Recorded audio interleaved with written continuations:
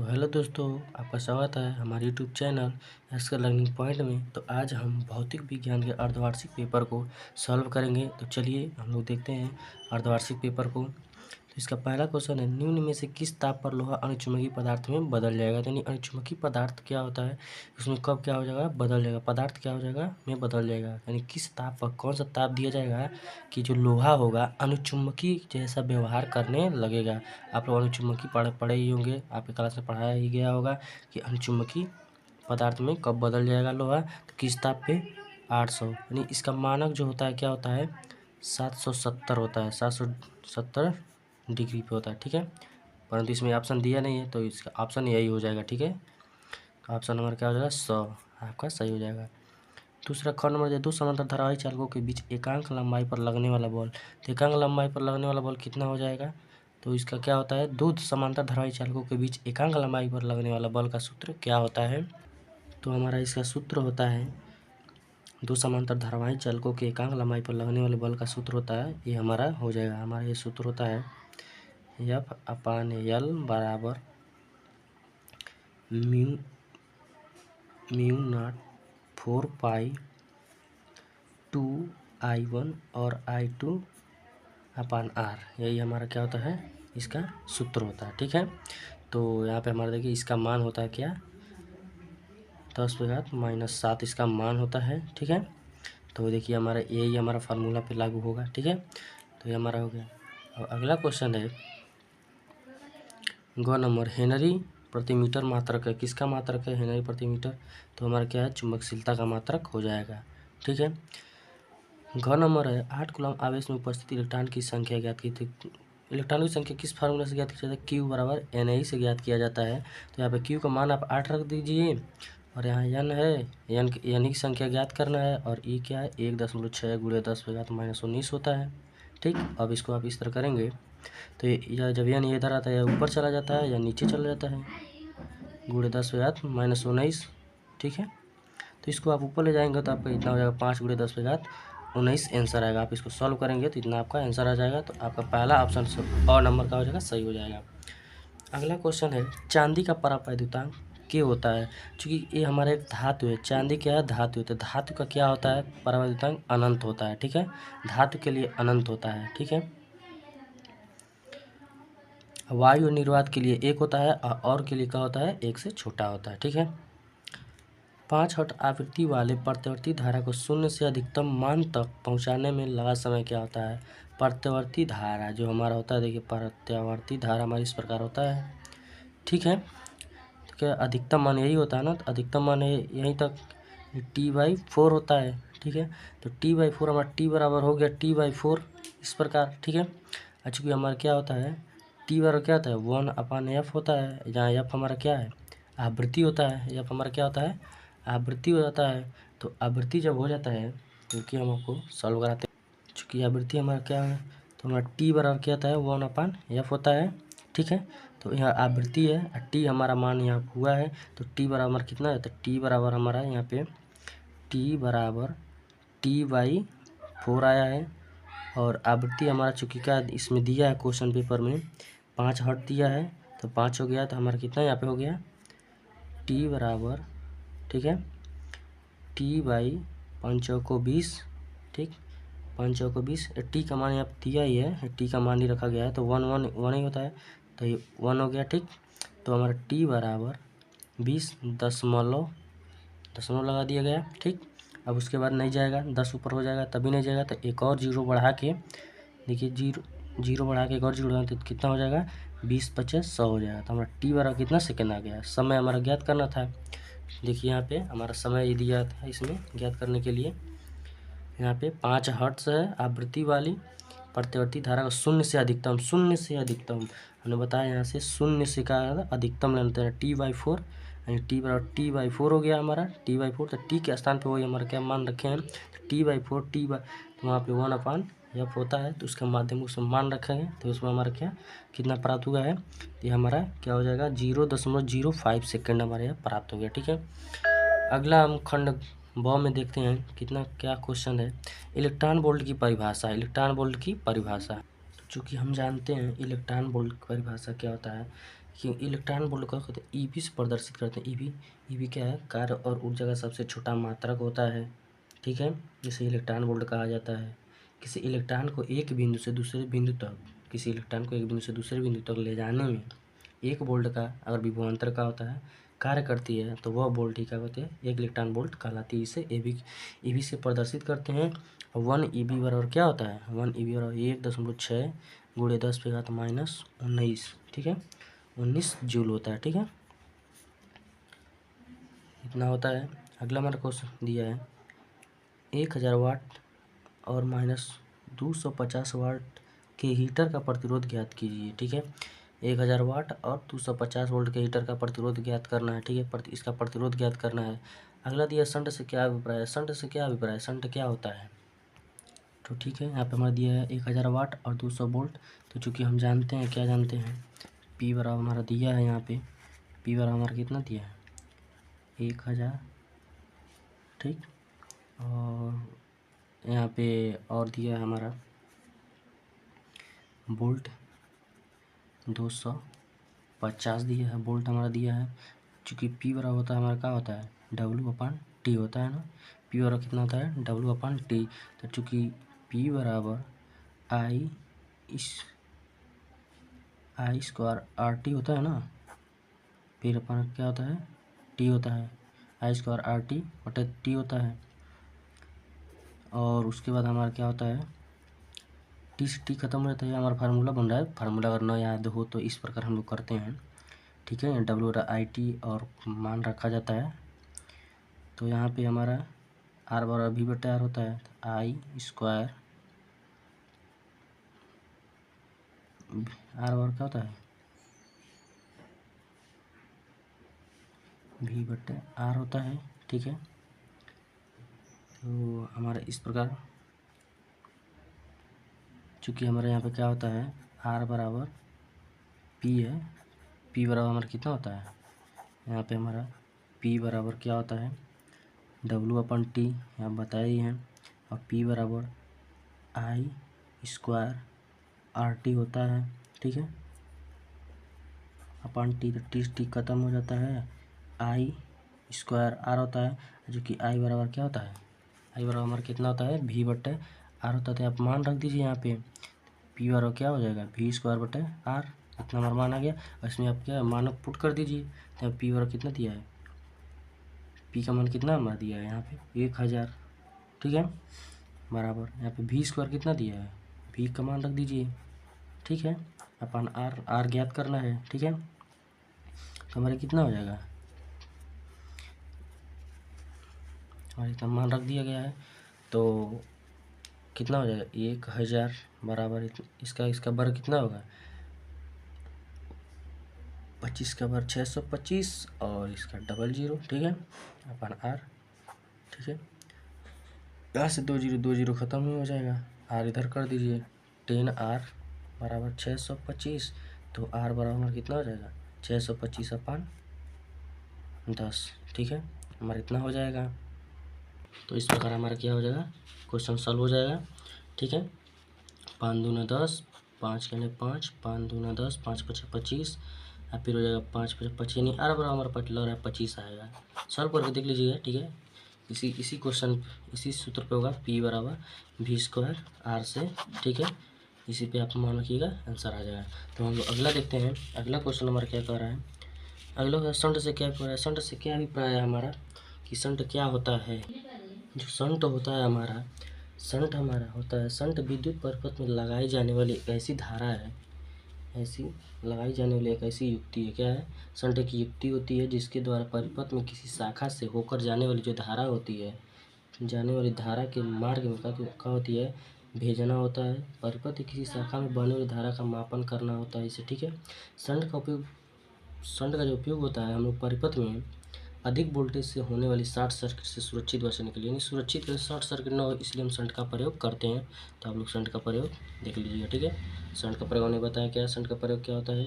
Shunt विद्युत परिपथ में लगाई जाने वाली एक ऐसी युक्ति होती है जिसके द्वारा परिपथ के किसी शाखा से होकर जाने वाली धारा जो आई होती है को दूसरे मार्ग से भेजना तथा परिपथ की शाखा में बहने वाली धारा का मापन करना होता है, ठीक है। धारा का मापन करना होता है और शंट का उपयोग विद्युत परिपथ को अधिक वोल्टेज से बचाने के लिए तथा शॉर्ट सर्किट से बचने के लिए शंट का उपयोग किया जाता है। तो अगला हमारा क्वेश्चन है, इलेक्ट्रॉन व प्रोटॉन को समान वैद्युत क्षेत्र में रखने से किसमें त्वरण अधिक उत्पन्न होता है और क्यों होता है। तो इलेक्ट्रॉन व प्रोटॉन को समान वैद्युत क्षेत्र में रखने से क्या त्वरण उत्पन्न अधिक होता है, इस प्रकार आप देख लेंगे। ठीक है, अगला दिया वैद्युत स्थिति क्षेत्र ए और एस से बद्ध वैद्युत फ्लक्स ज्ञात कीजिए। वैद्युत फ्लक्स का मात्रा क्या है, वैद्युत फ्लक्स ज्ञात करना है तो वैद्युत फ्लक्स का सूत्र होता है फाई बराबर बी इंटू ए होता है। ठीक है, वैद्युत फ्लक्स हमारा होता है, वैद्युत फ्लक्स पूछा है ना, तो ये तो चुंबकीय फ्लक्स का मात्रा, चुंबकीय फ्लक्स हो गया। ठीक है, तो हमारा वैद्युत फ्लक्स तो फाई ई बराबर ए इंटू ए से। ठीक है, हमारे क्षेत्रफल दिया है। ठीक है, यस हमारे ए के जगह पे आप क्षेत्रफल यस रख दीजिएगा, ये हमारा मान निकल जाएगा। ठीक है, चूँकि यहाँ पे देखिए गुणा होता है जो, तो जे का जे में ही होता है। ये क्या है हमारा अच्छा तल दिखा रहा है, एक्स वाई जेड तल दिखाता है, इसे एक्स कहते हैं, इसे वाई कहते हैं, इसे जेड कहते हैं। ठीक है, इस पर आप लोग गुणा कीजिएगा। ठीक है, ये तो सब जीरो ही हो जाएगा, जे का जे में ही होगा, तो 40 तो आएगा हमारा, यहाँ पे लग रहा है 40 ही आएगा, यहाँ तो 40 ही होगा। ठीक है, आवेशवाहक गतिशीलता से आप क्या समझते हैं, तो आवेशवाहक गतिशीलता क्या हो, चूँकि गतिशीलता है हमारा, गतिशीलता हमारा एकांक वैद्युत क्षेत्र में आवेश के अनुगमन वेग, एकांक वैद्युत क्षेत्र में आवेश के अनुगमन वेग को कहते हैं। ठीक है, एकांक आवेश जो होता है, एकांक आवेश जो है वैद्युत क्षेत्र के अनुगमन वेग को क्या कहते हैं, गतिशीलता कहते हैं। गतिशीलता को म्यू से प्रदर्शित करते हैं, किससे प्रदर्शित करते हैं, म्यू से प्रदर्शित करते हैं, जो होता है म्यू बराबर का होता है बी डी अपान ए होता है। ठीक है, एकांक वैद्युत क्षेत्र के अनुगमन वेग को, ठीक है, इस पर हम लोग करते हैं। ठीक है, गतिशीलता हो गया हमारा। किसी आवेश संधारित्र पर परिणामी आवेश कितना होता है, किसी आवेश संधारित्र पर परिणामी आवेश कितना होता है, तो हमारा किसी आवेशित संधारित्र पर परिणामी आवेश कितना होता है, शून्य होता है। ठीक है, इसका मान कितना होता है, शून्य होता है। ठीक है, अगला खंड स होता है प्रतिचुंबकीय और अनुचुंबकीय पदार्थों में मुख्य अंतर। प्रतिचुंबकीय और अनुचुंबकीय हम क्या किए हैं, हमारे चैनल पे आप लोग जाइएगा और हमने कहा फिजिक्स का सेट वाइज का कि अनसॉल्व पेपर सॉल्व करा रहे हैं। वहाँ पे आप लोग देखिए, वहाँ 2 सेट क्या गया, हल कर दिया गया है, 10th का भी है, 12th का भी है। ठीक है, आप लोग जाकर वहाँ पे देखिएगा, हर एक पेपर वहाँ पे भी है। ठीक है, प्लेलिस्ट में जाइएगा, प्लेलिस्ट देखिएगा, वहाँ पे आपको सभी वीडियो प्राप्त हो जाएंगे। ठीक है, यहाँ पर दिया है 99 प्रतिरोध के धारा मापी में मुख्य धारा का 10% भेजने के लिए आवश्यक शंट की गणना कीजिए। ठीक है, तो यहाँ पे शंट के प्रयोग से आपका गतिमान आवेश तथा चुंबकत्व के चैप्टर में है। ठीक है, आप जाकर देख लीजिएगा। चुंबकीय द्विध्रुव आघूर्ण की परिभाषा और मात्रा क्या होती है, चुंबकीय द्विध्रुव आघूर्ण का सूत्र क्या होता है, इसे पी बराबर क्या कहते हैं, 2QL होता है। ठीक है, इसका 2QL होता है, इसका मात्रा क्या हो जाएगा, इसका क्या होता है, कूलाम प्रति मीटर, इसका मात्रा कूलाम प्रति मीटर हो जाएगा। और इसका परिभाषा आप किस तरह लिख देंगे, चुंबकीय द्विध्रुव आघूर्ण एक ऐसा चुंबकीय द्विध्रुव आघूर्ण एक ऐसा निकाय होता है, क्या बनाया जाता है, कि परिभाषा को बना के लिखिएगा आप लोग। ठीक है, सबसे बेहतर होता है। तो चुंबकीय द्विध्रुव आघूर्ण एक ऐसा निकाय होता है जिसमें एक आवेश या 2 आवेश तथा उनके बीच के दूरी के गुणनफल को क्या कहते हैं, चुंबकीय द्विध्रुव आघूर्ण कहते हैं। ठीक है, अगला क्वेश्चन दिया, 2 मीटर लंबी परिनालिका में 100 फेरे हैं, इसमें 10 एम्पीयर धारा प्रवाहित हो रही है। यहाँ पे हमारा लंबाई दे दिया है, यहाँ पे एन फेरों की संख्या दे दी है, यहाँ पे आई दे दिया है। ठीक है, इस प्रकार हम लोग गणना करते हैं। अगला हमारा उसी में है, बह रही है, तो इससे केंद्र व सिरों पर उत्पन्न चुंबकीय क्षेत्र की तीव्रता जो हमारा क्या है, सूत्र हमारा इस पे है। तो यहाँ पे हमारा सूत्र होता है बी बराबर म्यू नॉट, ठीक है, 2πNI/r इसका सूत्र होता है। आप क्वेश्चन देख लीजिएगा और इसमें आप सबका मान रखिएगा, यहाँ पे आपका आंसर वैद्युत क्षेत्र की तीव्रता प्राप्त हो जाए। ठीक है, यहाँ पे चुंबकीय क्षेत्र, ठीक है, सॉरी चुंबकीय क्षेत्र आपका यहाँ पे बी प्राप्त हो जाएगा। ठीक है, अगला दिया अफवाह वेग की परिभाषा। जब किसी चालक तार को क्या कहते हैं, बैटरी से जोड़ दिया जाता है, तो वहाँ पे क्या होता है, विभवांतर उत्पन्न हो जाता है। विभवांतर जब उत्पन्न हो जाता है तो उसमें क्या होता है, वैद्युत क्षेत्र क्या होता है, उत्पन्न हो जाता है। क्या, जब चालक तार को बैटरी से जोड़ दिया जाता है तो वहाँ पे चुंबकीय क्या होता है, वहाँ पे वैद्युत क्षेत्र उत्पन्न हो जाता है। वैद्युत क्षेत्र उत्पन्न होने के कारण उसके सिरों पे इलेक्ट्रॉन क्या होते हैं, अनियमित वेग से विपरीत दिशा में क्या कहते हैं, गति करने लगते हैं, तो उस अनियमित गति को ही क्या कहते हैं, अपवाह वेग कहते हैं, जिसे VD से हम क्या करते हैं, प्रदर्शित करते हैं। अपवाह वेग एवं वैद्युतधारा घनत्व में क्या होता है, हमारा संबंध, इसमें हमारा संबंध होता है। चूँकि अपवाह वेग और धारा घनत्व में हमारा संबंध होता है, अपवाह वेग धारा घनत्व का संबंध जो है, चूँकि हम लोग जानते हैं J बराबर का होता है I/A होता है ना। धारा घनत्व का सूत्र होता है एकांक क्षेत्रफल के अविलंबवत बहने वाली धारा। ठीक है, इतना हो गया, इतना आपको सबको पता ही है। तो इसको संकड़िक मानिए ना, संकड़िक मान लेंगे। ठीक है, चूँकि अपवाह वेग क्या होता है, अपवाह वेग हम लोग जब धारा घनत्व और अपवाह धारा वैद्युत धारा अपवाह वेग के संबंध से हमारे आता है I बराबर क्या होता है, NA/VDE से। ठीक है, क्योंकि हमें पता है NA/VD से, तो यहाँ पे मान रखिए ना। ठीक है, मान यहाँ पे पुट करेंगे तो J बराबर NA/VDE अपन A से कैंसिल हो जाता है, और J बराबर हमारा क्या प्राप्त हो जाता है, NVDE। यही हमारा क्या है, देखिए यहाँ पे यहाँ धारा घनत्व या अनुगमन वेग में ये हमारा संबंध स्थापित हो जाता है। ठीक है, यह हमारा अपवाह वेग और धारा में संबंध से हमारा क्या होता है, आता है। ठीक है, ये हमने चैनल पे अपलोड है। ठीक है, यहाँ पे जब सेट आप हल करेंगे तो उसमें हम आपको सब बेहतरीन से बताएं। ठीक है, अगला क्वेश्चन देखते हैं। अगला क्वेश्चन है, गॉस के प्रमेय लिखिए और आधार अनंत लंबाई आवेश के निकट वैद्युत क्षेत्र की तीव्रता का व्यंजक प्राप्त कीजिए। ठीक है, तो ये हमने आपको क्या किए हैं, आप लोग सेट हल कीजिएगा, उसमें सब हम क्या किए कराएँ। ठीक है, हमारा अगला क्वेश्चन है, एक तार का प्रतिरोध R है, इस तार को खींचकर इसकी लंबाई प्रारंभिक लंबाई के n गुना कर दी जाती है, तो सिद्ध करो कि इतना। चूँकि देखिए हमारा यहाँ पे R ओम एक तार का प्रतिरोध R हमारा दे दिया, क्या है, R दे दिया है। ठीक है, इसको क्या किया, खींच कर प्रारंभिक लंबाई, इसकी लंबाई को क्या कर दिया गया है, n गुणा कर दिया गया है। इसका L बराबर का है NL हो गया। ठीक है, ठीक है, यहाँ पे दिया है R बराबर R हो गया, हमारा R दिया है यहाँ पे, एक तार का प्रतिरोध R ओम है। ठीक है, और खींचकर इसकी लंबाई प्रारंभिक लंबाई के n गुना कर दी जाती है, तो प्रारंभिक लंबाई L1 और इसको माना L है, तो L यहाँ पे L मान लेंगे, और L का क्या है, n गुना है, तो NL कर देंगे। ठीक है, और उसके बाद कह रहा है सिद्ध कीजिए कि नए तार का प्रतिरोध n² इंटू R है। तो चूँकि आप जानते हैं क्या होता है, R1/R2 ही क्या करना है, इसमें ज्ञात करना है। ठीक है, बड़ा होता है L1/L2 का वर्ग होता है। ठीक है, ठीक है, हमारा क्वेश्चन कह दिया इतना। प्रारंभिक लंबाई n, तो प्रारंभिक लंबाई माना क्या है, L है, L हो गया, और द्वितीय क्या है, यह द्वितीय हो जाएगा। ठीक है, दूसरा n गुना कर दिया जा रहा है, तो हमारा R1 देखिए यहाँ पे R2 का मान ज्ञात करना है, यहाँ पे R1 R दे दिया है। ठीक है, यहाँ पे R1 क्या है, R है, R1 बराबर यहाँ पे R। ठीक है, तो यहाँ पे हमारा R2 ज्ञात करना है, तो यहाँ पे हमारा क्या हो जाएगा, L1, इसका क्या है, n गुणा n इंटू L का वर्ग है। ठीक है, यहाँ पे L से L हमारा उड़ ही जाएगा। ठीक है, यहाँ पे N और L किया जाएगा, L1 कीजिए। ठीक है, यहाँ पे देखिए हमारा जो यहाँ पे L2 है, हमारा पहला L1 क्या क्या कर दिया गया है, यहाँ पे क्वेश्चन में क्या है, R एक प्रतिरोध क्या है, प्रतिरोध दिया है, तो प्रतिरोध हमारा क्या है, R1 बराबर R दिया है। ठीक है, और एक प्रारंभिक लंबाई मानो L1 बराबर L है, और उसका क्या किया जाता है, उसके बाद क्या दोगुना कर दिया जाता है, तो L2 बराबर क्या होता है, NL हो जाता है।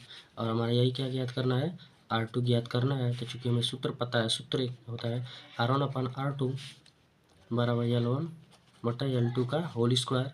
ठीक है, इतना हमारा होता है। तो यहाँ पे आप मान रखिए ना, R1 R है, R2 ज्ञात करना है, तो L1 L है। ठीक है, और यहाँ पे NL का होल स्क्वायर, तो L से L ख़त्म। ओके, उसके बाद हमारा क्या हो जाएगा, तो R/R2 बराबर 1 नीचे n²। ठीक है, तो यहाँ पे हमारा इसमें गुणा कर दीजिए, तो हमारा क्या हो जाएगा, n² R बराबर R2। ठीक है, तो ये हमारा n² R प्राप्त हो गया। यहीं पे हमारा क्वेश्चन क्या यही बोला था, इसके बराबर होता है। देखिए यहाँ पे n² R हमारा R2 यहाँ पे प्राप्त हो गया। ठीक है, आई होप ये आपको सवाल अच्छी तरह से समझ आया होगा। तो अगला देखते हैं, ठीक है। अगला हमारा क्वेश्चन क्या कहता है, अगला क्वेश्चन है तरंगों के संपूषित तथा विनाशी व्यतिकरण के लिए आवश्यक शर्तें। देखिए ये भी हम सेट में हल करा चुके हैं, हमेशा पूछते हैं IMP है, इसको आप लोग देख लीजिएगा, हर एक क्वेश्चन इसमें बहुत IMP है, ठीक है। अच्छा ये ग नंबर का क्वेश्चन छूट रहा है। देखिए घ बताए हैं प्रतिरोध, इसका सिद्ध कर दिए हैं। यहाँ पे पूछा है वैद्युत प्रतिरोध के लिए किरचॉफ का द्वितीय नियम तथा इसकी सहायता से व्हीटस्टोन सेतु के संतुलन शर्त बताइए। ये भी हमने क्या किया है, कराया हुआ है, आप जाकर देख लीजिएगा। इसका देखिए किरचॉफ का द्वितीय नियम भी हमने बताया उसमें, ठीक है। आप लोग जाइएगा, द्वितीय नियम एक बार और हम बता दे रहे हैं क्या द्वितीय नियम क्या होता है।